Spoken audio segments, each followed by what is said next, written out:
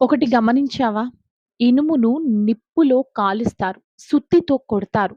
అప్పుడే అది కత్తిలా, పదునైన కత్తిలా మారుతుంది. అలాగే లైఫ్‌లో కూడా నిప్పులా నిన్ను కాల్చే మనుషులుంటారు. సుత్తిలా నిన్ను గాయపరిచే మనుషులు నీకెదురవుతారు. అవన్నీ కూడా నువ్వు అధిగమిస్తేనే జీవితంలో సక్సెస్ అవుతావు. అంతేకాని అరే! వీళ్ళకు భయపడా నువ్వు వెనుకుంటావు. అలా ఎప్పుడు భయపడకు.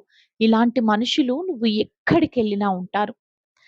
నాలుక నరం లేని నాలుక ఎన్నైనా మాట్లాడుతుంది.